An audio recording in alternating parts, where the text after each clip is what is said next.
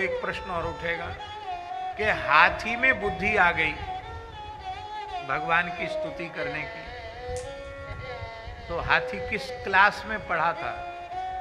प्रथमा, मध्यमा, शास्त्री, आचार्य, कौन सी कक्षा उत्तीर्ण की थी उसने? कहां पढ़ने गया था? वो एक स्तोत्र बोल रहा है हाथी, गजेंद्र मोक्ष, उसको कहां से ये बुद्धि आ गई? तो श्री सुखदेव जी समाधान कर रहे हैं। सुखदेव जी कह रहे हैं भगवान की उपासना किसी जन्म में की गई हो वो कभी व्यर्थ जाती नहीं। एक नाम भी जो लिया गया है वो भी व्यर्थ जाने वाला नहीं। पूर्व जन्म में जिस स्तोत्र का ये पाठ करता था, आज संकट काल में वही संस्कार इसके काम आए और वो पुनः जागृत हो गया वो स्तोत्र, और उन्हीं उसी स्तोत्र के द्वारा भगवान की स्तुति करने लगा। इससे हम लोगों को बाबा एक शिक्षा लेनी चाहिए, कोई ना कोई एक भगवान की स्तुति ऐसी कंठस्थ कर लेनी चाहिए कि जो हमको ऐसी रट जाए कि हम सोएं तो भी वो स्वप्न में भी न भूले। ऐसी कोई भगवान की स्तुति रट लो, कोई न कोई एक स्तोत्र उसका नित्य पाठ करो अवश्य, क्योंकि गजेंद्र के काम में आ गया पूर्व जन्म का स्तोत्र। ऐसे ही हम किसी योनि में कर्मवश पड़ जाएंगे, लेकिन भगवान का वे स्तोत्र यदि हमारी स्मृति में आ जाएगा तो हमारा कल्याण का मार्ग अवरुद्ध नहीं होगा, हमारा कल्याण का मार्ग खुल जाएगा, हमारा परम कल्याण होगा। अभ्यास काम आता है। अभ्यास की कितनी महिमा है। हमारे यहां एक महात्मा थे, उनका नाम था गोविंद दास जी।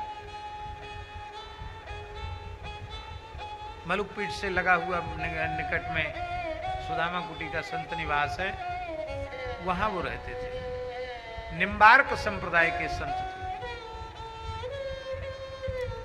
उनकी तबीयत बिगड़ी, ब्रेन हेमरेज हो गया। मिशन में ले गए, डॉक्टरों ने कहा इनको ब्रेन हेमरेज है और यहाँ छोटा हॉस्पिटल है, हम इलाज नहीं कर सकते, और कहीं ले जाओ।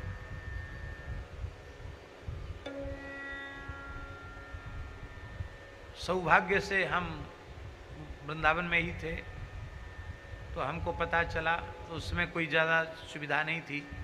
एक मारुति बेन करके गाड़ी थी हमारे ठाकुर जी के पास, तो उसी गाड़ी में उनको रख करके हमने कहा इनको यहाँ मना कर दिया तो आगरा ले जाओ।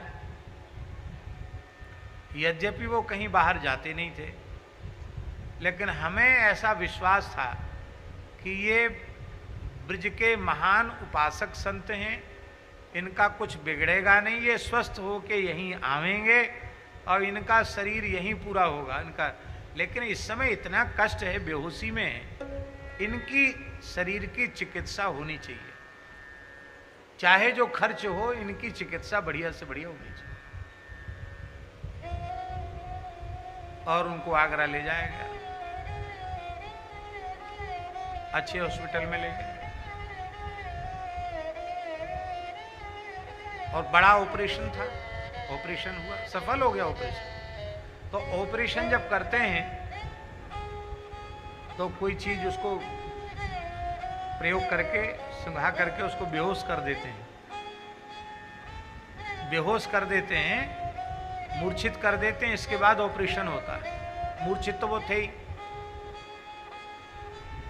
तो ऑपरेशन के काल में भी जब पूर्ण अचेतन अवस्था में थे, वो बीच बीच में ऐसे ऐसे करते, अपने हाथ से ऐसे करते, कभी ऐसे करते, और जब बोलने लगे तो अभी अचेतना में आंख बंद है, कहते यार ठाकुर जी की आरती हो गई है, रसोई बना लो, भोग लगा लो। वो डॉक्टर आश्चर्य में पड़ गए कि ये क्या कर रहे बाबा, ऐसा मरीज तो हमने आज तक देखा नहीं। माने उनको सेवा का ऐसा अभ्यास था कि उस अवस्था में भी भगवान की स्वयं सेवा उनकी होती रही। फिर वृंदावन आ गए और कई वर्ष तक वो जीवित रहे और अंत में वृंदावन की रज उन्होंने प्राप्त की। ये क्या है? ये है अभ्यास। अभ्यास काम आता है। एक और बात हम आपको सुनाएं। एक बंगाल में, कलकत्ते में एक माई थी, उनका नाम था मानोदा दासी। हमारे खाक चौक के मूल पुरुष प्रथम पहाड़ी बाबा की शिष्या थी वो। बड़ी नाम जापिका थी। इतना नाम जप किया था कि ऐसा हाथ लगातार रहने से हाथ सीधा होना बंद हो गया, ये हाथ ऐसे ही रह गया।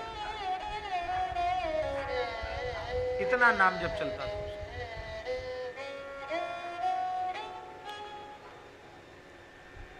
उसने अपनी बहुओं को कह दिया कि मैं जब मरणासन हो जाऊं और कथनचित में बेहोश हो जाऊं,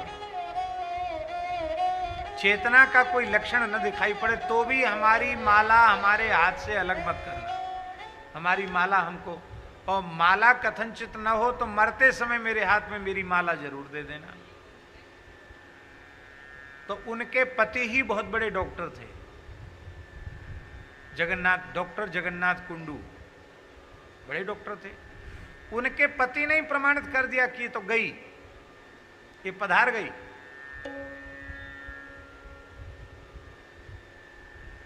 अब बहू को याद आया कि मां जी कह गई थी कि माला हमारी दे देना।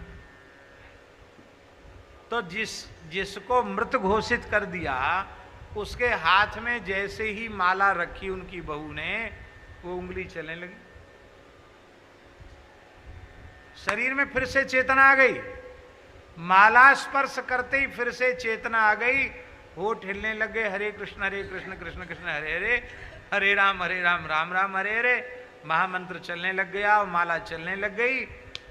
और एक माला पूरी और आधी माला हुई और इसके बाद फिर माला रुक गई। वो ठाकुर जी के यहाँ चलेगी। माने ये अभ्यास की बात है।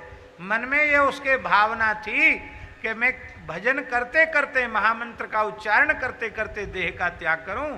तो चेतना जाने के बाद फिर शरीर में आ गई और उस अभ्यास की महिमा, उस अभ्यास के कारण मृत्यु के क्षण में भी माला रुकी नहीं, माला चल गई।